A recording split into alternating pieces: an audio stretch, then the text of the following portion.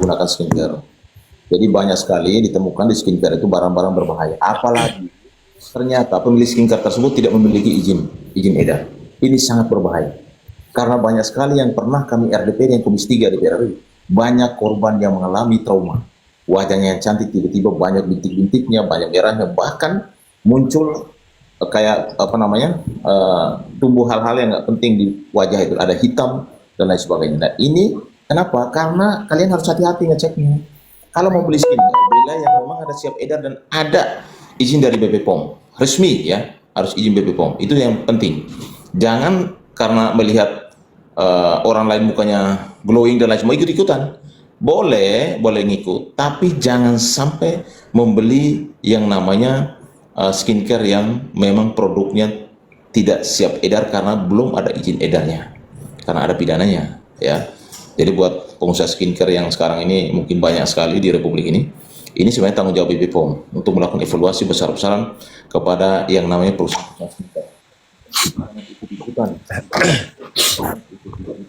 di dalam hal mengedarkan skincare yang berbahaya, apalagi banyak ditemukan di dalam skincare tersebut adalah bahan-bahan yang merusak wajah, bahkan sampai meninggal ini. Ini harus cek ya. Begitu, Pak Sunan.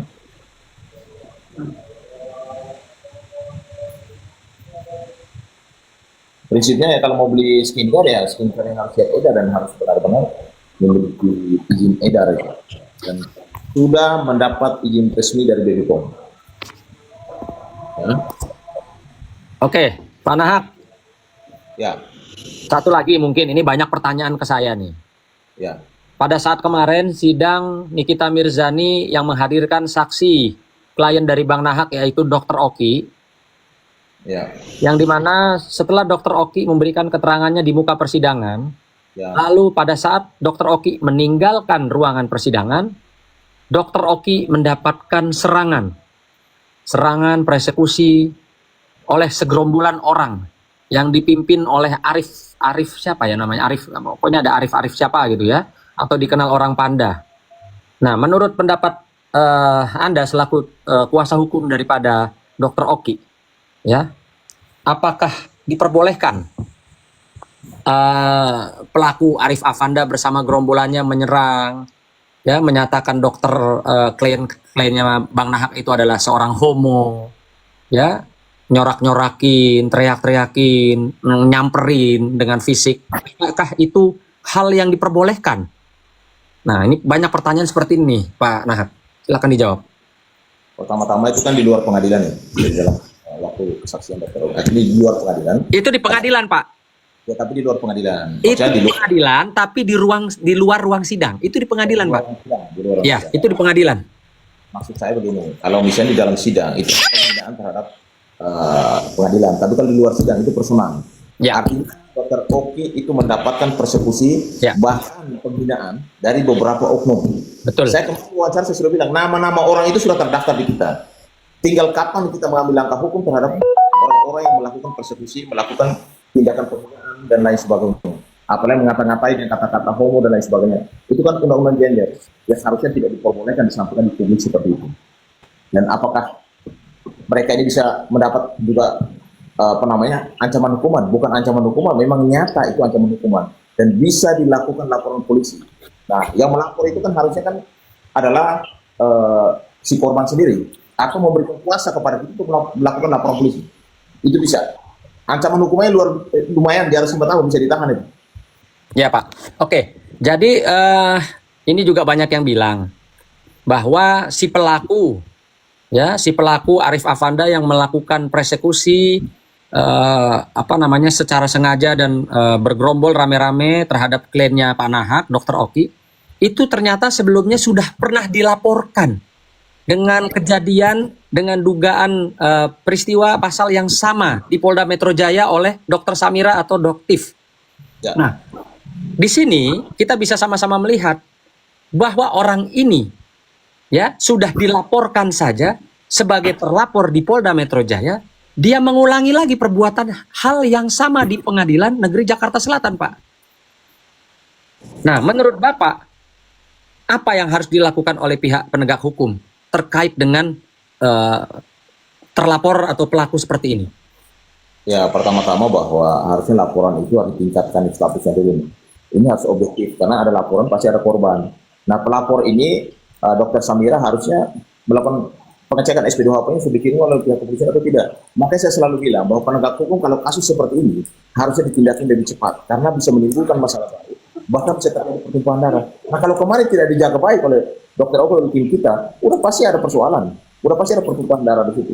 Sehingga laporan Samira, Dokter Samira Doktif, itu harus segera ditindaklanjuti dan dinaikkan status itu menjadi sidik dan tersangka.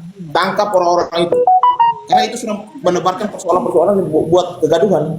Kegaduhan itu berulang kali, artinya memang itu benar-benar diduga pelaku kejahatan. Sehingga memang harus segera diambil langkah hukum atau tindakan hukum yang bisa meredam suasana yang ada. Bagaimana bisa orang datang ke urusan sidang sebagai saksi yang memang diminta oleh pengadilan, tapi kenapa harus dilakukan persekusi penghinaan seperti itu? Tidak layak kata-kata itu dimunculkan. Dan itu video sudah saya ambil semua tuh. Nama-nama orangnya, data orangnya, kata-katanya semua tidak usah mereka take down. Saya sudah save semua tuh videonya.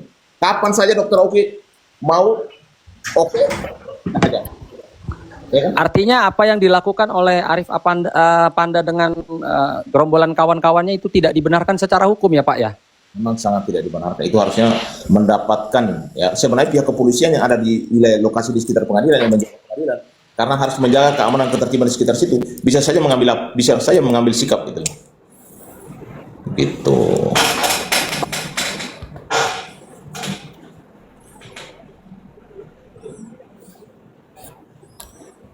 Ya, jadi teman-teman tadi Pak Sunanya sudah hadir bersama kita tadi. Dan beberapa hal yang tadi kami sampaikan kepada publik bahwa penghinaan di pengadilan, apalagi di depan sidang itu benar-benar ada ancaman hukuman berat. Tapi kalau di luar daripada pengadilan itu personal, artinya itu bisa dilakukan upaya hukum, ya, upaya hukum terhadap oknum-oknum yang membuat gaduh, melecehkan, menghina, ya, seseorang yang hadir di pengadilan karena mengikuti panggilan pengadilan. Ini juga harus menjadi perhatian publik, terutama pihak kepolisian, bahwa ternyata mereka ini pernah dilaporin. Kalau pernah dilaporin, tinggal aja ngecek laporan polisinya, apakah polisinya sudah sampai tingkatan mana gitu loh. Jadi makanya banyak sekali persoalan yang muncul, orang yang tidak punya kepentingan. Bagaimana bisa Dokter Oki hadir, klien saya itu hadir di pengadilan karena memang atas panggilan pengadilan untuk menjadi saksi kunci dari persoalan antara RG dan NM. Saksi kunci Dokter Oki itu.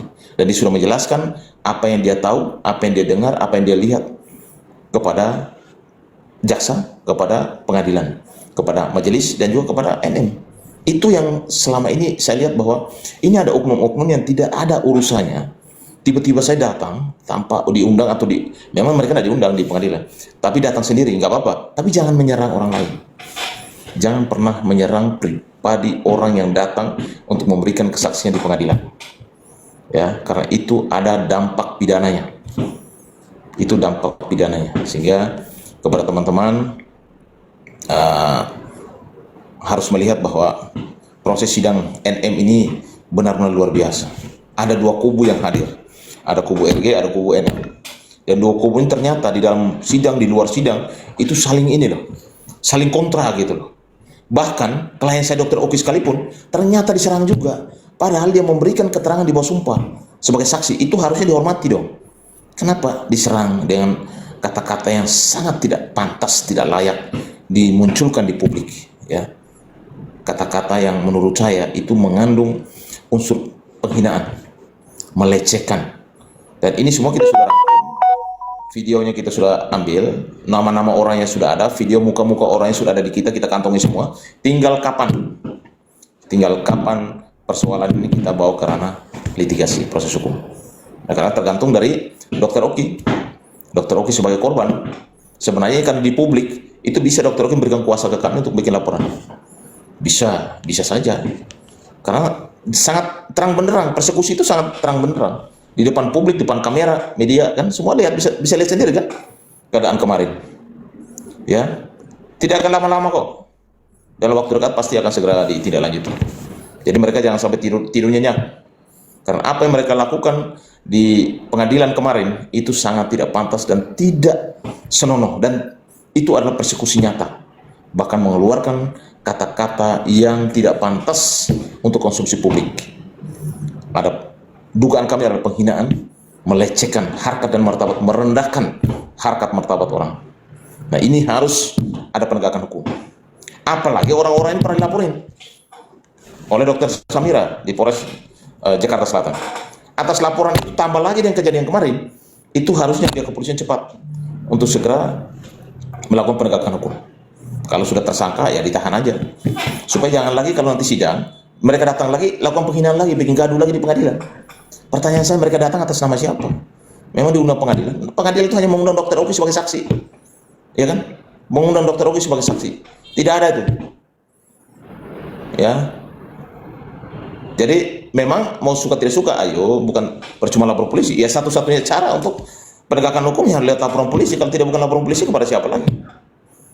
Jadi dia menghina, memfitnah, merendahkan harkat martabat klien saya Dr. Oki dengan kata-kata yang tidak pantas, tidak senonoh, ya, sangat luar biasa itu.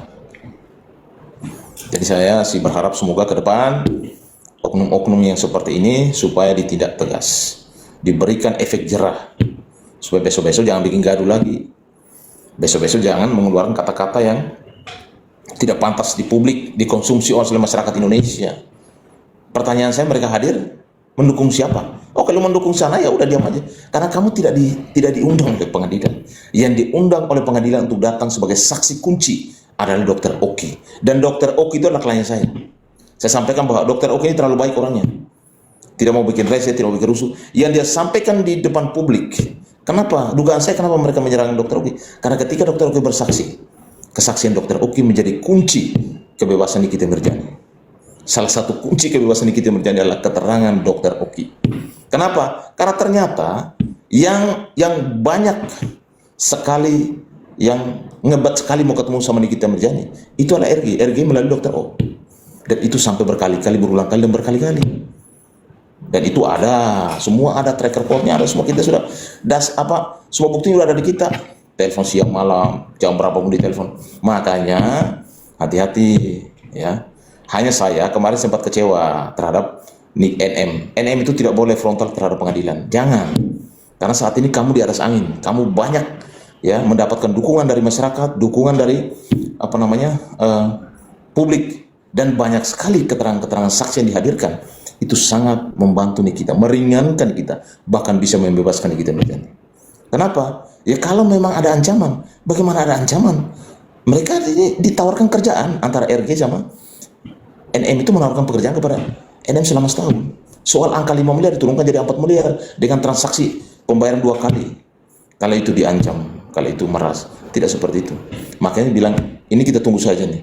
Kita tunggu saja nanti pada saat putusan pengadilan. Hakim dan jaksa beracap belah, tidak. Kita harus melihat ini secara objektif. Semua akan nanti bermuara kepada putusan pengadilan.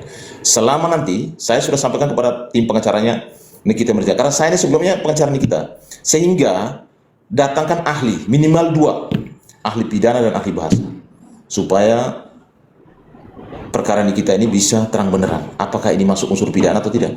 Karena kalau itu masuk dalam unsur pekerjaan, berarti kan tidak ada pidananya. Kalau itu masuk hubungan hadiah, itu tidak ada pidananya. Kalau bilang ngancam pakai apa? Seorang perempuan ngancam pakai apa? Nggak ada pengancaman ini. Ya, dugaan saya ini adalah pekerjaan.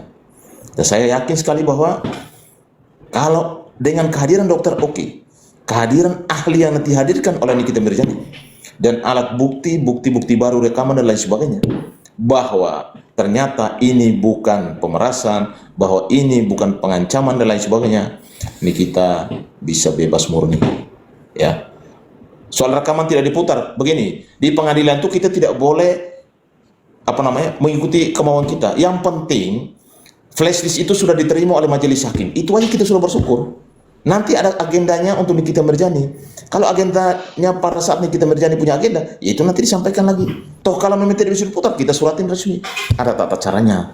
Kita tidak boleh melawan proses hukum. Nanti larinya ke pasal penghinaan terhadap peradilan, lari ke pasal soal menghalang-halangi proses pengadilan. Ada ancaman hukumnya 1 tahun loh yang menunggu. Jadi jangan sampai ada laporan baru gara-gara kita tidak mau kembali ke tahanan, kita tidak mau pakai borgol dan lain sebagainya. Tetapi saya ingatkan juga kepada teman-teman di kejaksaan untuk menghormati hak asasi manusia. menghormati hak asasi manusia. Kalau Nikita tidak mau pakai dengan alasan tertentu, ada kepolisian yang bisa hadir atau pengacaranya memberikan nasihat hukum kepada Nikita untuk tidak melawan, tetap mengikuti proses, karena Nikita saat ini mendapat banyak dukungan. Bahkan saksi-saksi yang hadir ini sangat membantu, meringankan, bahkan bisa membebaskan Nikita Mirzani. Ini saya bicara dari sisi praktisi hukum. Saya melihat bahwa pasal disangkakan pada Nikita hari ini, ya, ini bisa terbantahkan semuanya. Kenapa Dokter Oki hadir di sana? Karena Dokter Oki yang mempertemukan Nikita Mirzani dengan RG. Dokter Oki itu sebenarnya lebih kenal duluan RG daripada Nikita Mirzani. Ya, teman-teman semua. Dan akhirnya Dokter Oki masuk juga dalam urusan ini. Harusnya kan dia tidak hanya mempertemukan saja, memperkenalkan saja. Selanjutnya ada transaksional, selanjutnya ada penyerahan duit dan lain sebagainya. Dokter Oki tidak dilibatkan. Bahkan memang uang tersebut tidak ada satupun yang datang ke Dokter Oki berbentuk hadiah kayak mungkin sepatu kayak apa, tidak ada. Tidak ada Dokter Oki diberikan hadiah atau uang atau mungkin diberikan sepatu oleh RG sama NM terkait dengan masalah uang 4 miliar tersebut. Dan uang itu ternyata disepakati. Bagaimana orang kalau sepakat itu dianggap pengancaman? Nggak ada itu. Mereka sepakat kok. Ya udah, ditawarin 5M tapi dikasih 4 miliar. Oke, nggak apa-apa. Tapi aku mau supaya dibayar 2 kali ya, ditransfer dan juga diberikan cash. Pertanyaan saya, pengancaman yang mana itu? Ya kan? Semisalnya ini dapat keadilan, bisa. Abolisi dan amnesti itu adalah kepala negara yang bisa memberikan pengampunan kepada para terpidana. Bisa 1.200 orang diberikan amnesti, kenapa nih kita tidak bisa? Nanti pada waktunya, ya kan, dia kan masih dalam proses, nih kita ini saat ini belum bersalah. Ingat nih, kita ini belum bersalah sama sekali, masih diduga melakukan tindak pidana. Tapi kalau itu nanti kita melakukan tindakan pasal disangka ternyata tidak sesuai dengan fakta persidangan, ini kita bisa pulang. Ya kan? Jadi kalian tidak usah khawatir, ibu-ibu yang mendukung kita dalam doa, dalam pekerjaan, ya kita bantu Bang Fahmi. Kemarin ketemu kok, saya sudah sarankan kepada Bang Fahmi, toh kalau kita misalnya posisinya tetap terpidana, kan bisa minta amnesti ke Pak Presiden. Boleh kok, semua warga negara mendapatkan hak hukum yang sama. Kok Tom Lembong bisa, Pak Hasto bisa, kenapa nih kita nggak boleh? Boleh, jadi nggak usah khawatir itu.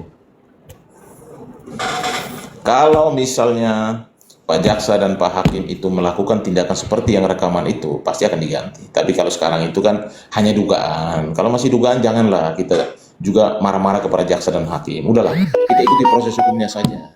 Supaya proses hukum itu kita justru kalau bikin gaduh di dalam ruang persidangan, justru merugikan pihak kita gitu loh.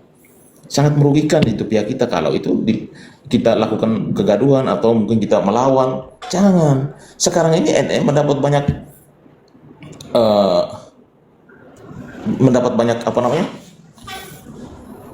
dukungan, dan fakta persidangan jelas kok, kan live semuanya, jadi orang semua tahu bahwa oh ternyata begini, oh ternyata RG yang ngebuat mau ketemu NM berkali-kali ya, ternyata Dokter Oki sampai malas juga menerima teleponnya, WA-nya karena tidak dibalas, karena loh kok saya terus yang diminta untuk ketemu sama kita gitu.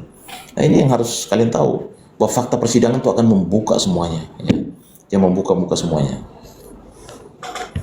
Bukan Ratna, di dalam proses hukum di pengadilan, namanya hakim itu punya pertimbangan. Karena agendanya bukan agenda di kita, kan agenda saksi. Kan tidak harus dibuka di waktu itu, bisa aja di tempat lain, bisa aja di waktu yang lain, di waktu pada saat sidang agendanya ini kita bisa suratin ya. Bisa kok, tapi kita sebagai terdakwa itu orang yang pesakitan. Jangan bikin gaduh karena nanti tidak dapat keringanan, tidak berlaku baik di pada saat persidangan, ya kan? Itu justru akan merugikan pihak NM loh. Makanya saya sampaikan kepada pengacara NM untuk supaya memberikan nasihat hukum kepada NM untuk tidak melakukan perlawanan atau memberikan sikap yang arogan ketika di dalam proses persidangan. Jangan, karena itu nanti akan merugikan diri sendiri.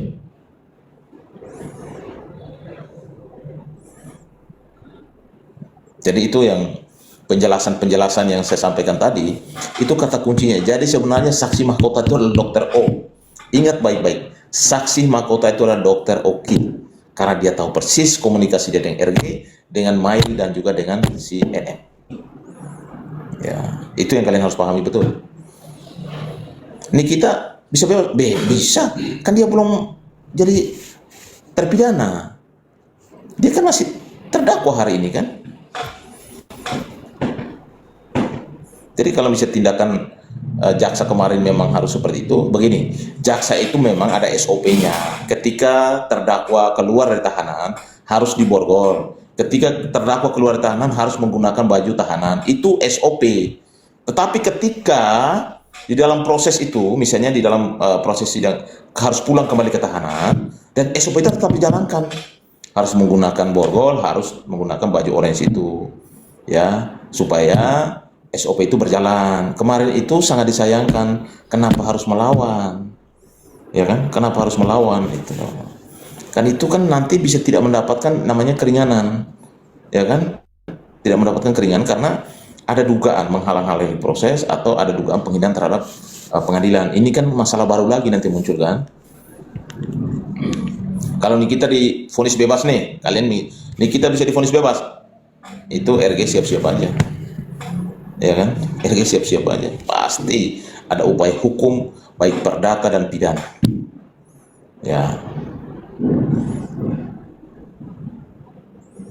Iya, jadi prosesnya begitu. Kalau misalnya tahanan itu di dalam proses dia terdakwa, dia mau keluar harus kembali ke sana, itu juga harus diborgol. Itu prosesnya seperti itu, ya. Hera, namanya proses hukum kita harus jalani. Pak, kenapa jaksanya muka kalau mukanya menyam-nyam jangan tanya saya. Tanya langsung jaksanya kenapa muka-muka begitu kan. Hakimnya apa kabar tanpa ketuk palu sidang ditunda ke sananya kemarin, ya. Sudahlah, itu proses hukum dan kita harus hormati, ya, namanya majelis, kita harus hormati pengadilan, ya kan. Kalau soal itu memang jaksa punya kewenangan, tapi kalau misalnya terjadi kegaduhan kayak kemarin, polisi bisa diminta oleh jaksa untuk hadir untuk memberikan pencerahan, komunikasi dengan kita dan pengacaranya untuk kita mengikuti SOP daripada jaksa, karena itu memang kewenangan jaksa.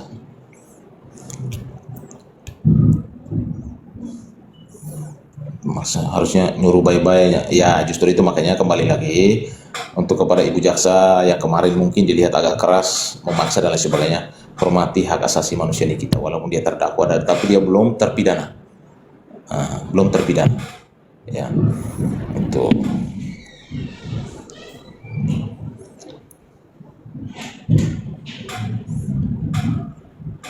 Ya, kasus Panda dan teman-teman yang kemarin kami lihat di pengadilan yang mengeluarkan kata-kata yang tidak pantas, yang menyerang, persekusi dan penghinaan terhadap Dr. O, kita sudah mengumpulkan semua buktinya, kita sudah save videonya, kita juga sudah mencatat nama-nama orangnya. Ya, jadi jangan tidur tenang, ya, karena Dr. Oki hadir di pengadilan karena diminta oleh jaksa. Diminta oleh pengadilan untuk hadir sebagai saksi.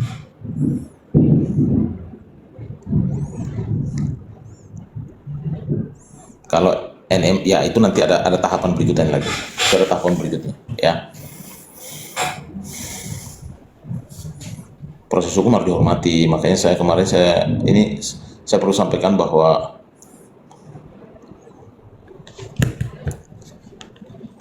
sebenarnya kelompok si Panda ini pernah dilaporkan oleh Dr. Samira di Polres Jakarta Selatan. Ya, mudah-mudahan proses kasus itu berjalan. Dengan ini lagi ditambah lagi ini kan menambah panjang urusannya kan gitu.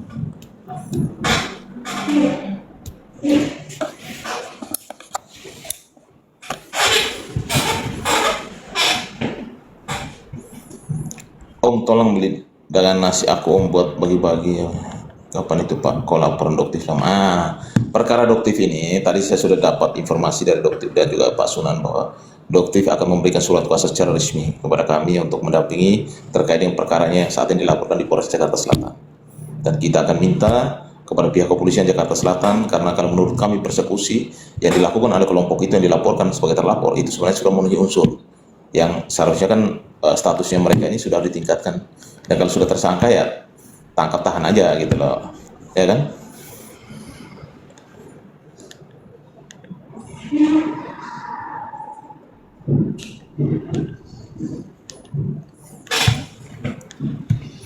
Ya, saksi bisa jadi tersangka kalau memang dalam kesaksian dia ternyata dia juga terlibat di dalam minimal pasal 55-nya dia terbukti, dia yang mengatur, dia juga yang menjadi otak kejahatan itu, bisa.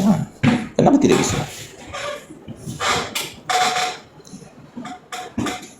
Belum, putusannya belum, masih lama. Masih lama, sidangnya masih lama. Perkara di kita ini masih panjang.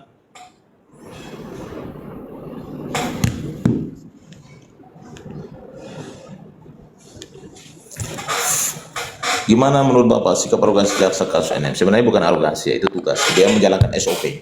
Tapi sebenarnya kalau memang kejadian kemarin supaya tidak gaduh, minta pihak keamanan, pihak kepolisian untuk supaya memfasilitasi berkomunikasi dengan pengacara dan sebagainya di kita, supaya intinya harus tetap menghormati hak asasi di kita Mirjani. Karena dia saat ini belum terpidana tapi masih terdakwa. Beda ya, orang yang sudah divonis bersalah dengan orang yang masih dalam proses belum bersalah. Ya, itu harus kalian lakukan. Ya, masih tetap di rutan. Ya, namanya proses hukum kan memang masih ada saksi yang harus diperiksa. Ini kita aja belum hadirkan ahli loh.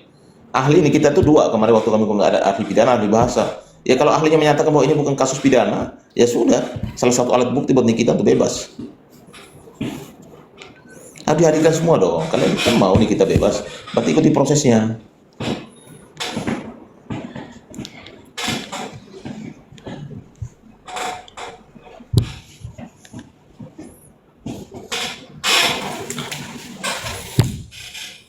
Kalau kalian mau Nikita Mirjani bebas, 1, doain Nikita, 2, bantu dengan informasi-informasi yang kalian dengar di lapangan. Yang ketiga, ikuti proses hukumnya, jangan arogan, jangan menghambat proses, menghalangi proses hukum, apalagi melakukan penghinaan terhadap peradilan. Itu ada pasalnya, ada ancaman lagi itu.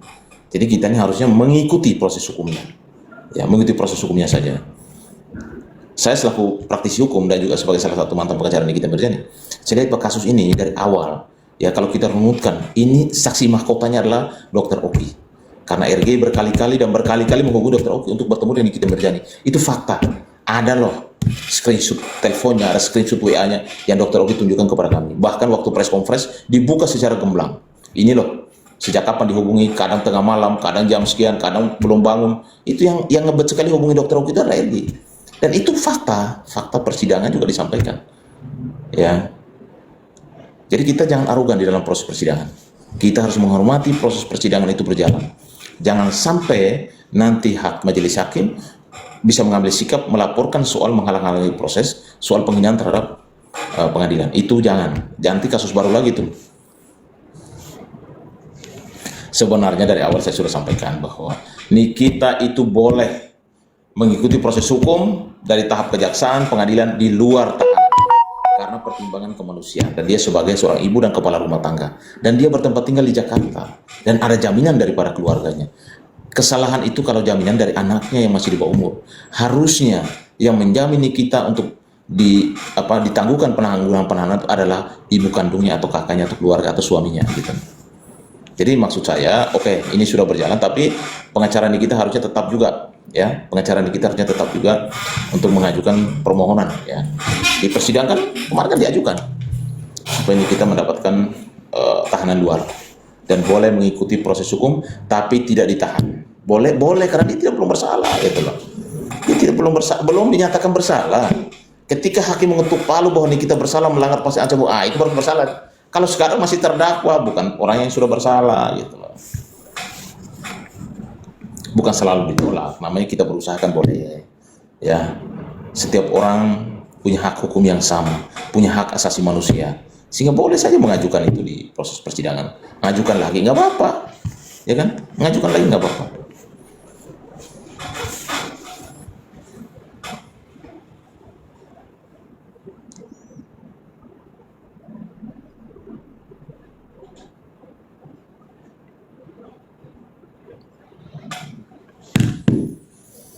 Jadi kenapa hakim tidak memutar rekaman? Jadi karena agenda kemarin bukan agendanya untuk terdakwa, itu agenda saksi, ya.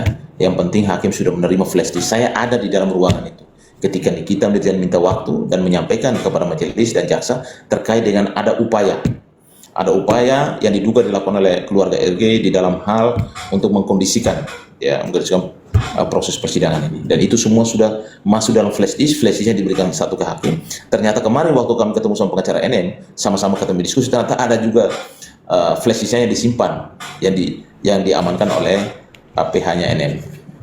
Artinya itu akan menjadi salah satu alat bukti.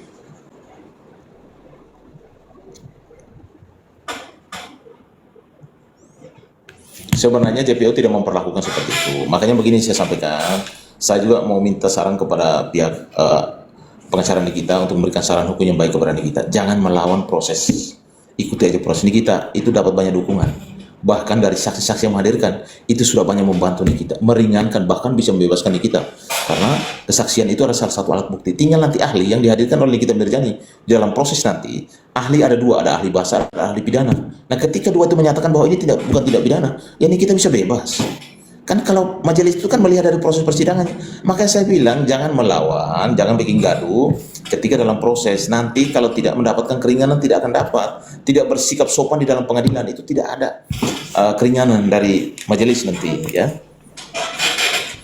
Ya kita sama-sama lah. Kalian juga sebagai mungkin ada yang face sama Nikita, sampaikan aja kepada pihaknya untuk memberikan nasihat kepada Nikita untuk tidak melakukan kegaduhan atau melawan. Karena apa yang dilakukan oleh jaksa penuntut umum itu adalah tugasnya, SOP-nya, bahwa seorang terdakwa walau masuk ke ruang persidangan dan keluar harus diborgol dan harus menggunakan jas rompi itu. Tapi kalau misalnya Nikita tidak mau masih menghambat karena ada persoalan baru, kan ada pihak kepolisian. Artinya tetap menghormati hak asasi manusia Nikita Mirzani. Ya.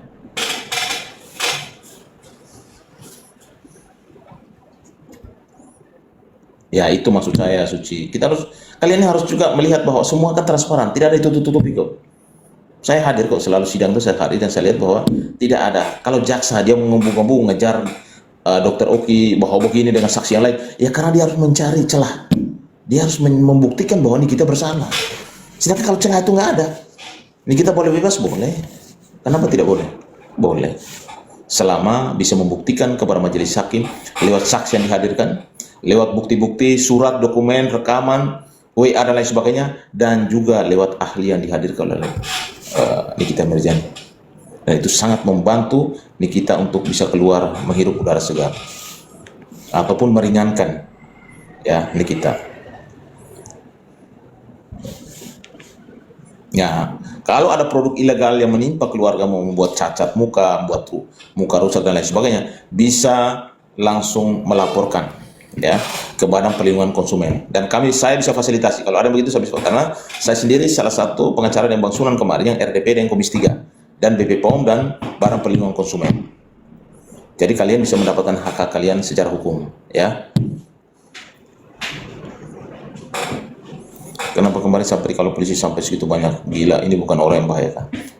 Ya justru itulah hebatnya seorang Nikita Mirzani kan. Sidang aja manusia sampai ribuan, pengamanan dari mana-mana kan. Itu kan artinya kalian, apa yang kalian dukung itu ya menurut kalian dia benar, itulah kenyataannya.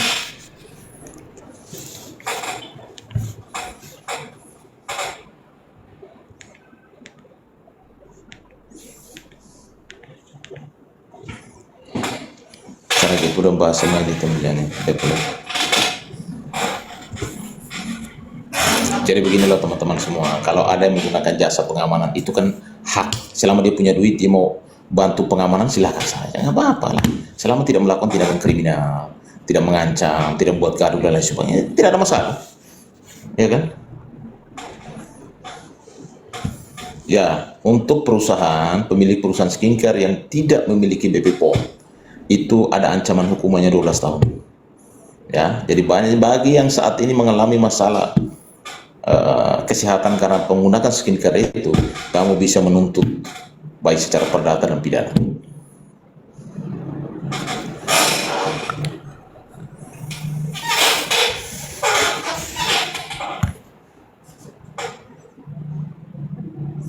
Bukan tidak ditindak, kan semua kan harus baik laporan polisi.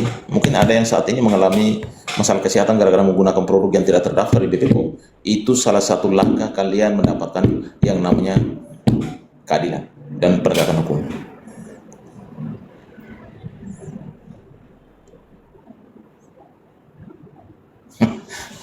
Jadi kalian kan bisa nonton sendiri.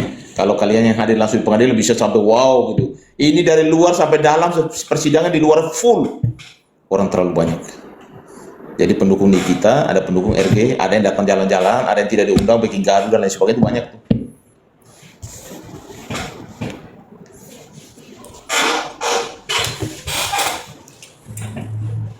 Kasus persekusi dokter kemarin sekarang akan kami yang tangani langsung. Ya, saya Sambang Sunan, tadi sudah dapat informasi dokter pulang luar negeri akan mendapat tanda tangan kuasa dan kami akan langsung suratin, ya, suratin beberapa lembaga untuk segera status para pelaku persekusi ini harus ditingkatkan menjadi apa namanya tersangka gitu loh, supaya mereka mempertanggungjawabkan perbuatannya. Ya nonton lewat live aja seru, apalagi datang langsung kan, tambah seru lagi gitu loh.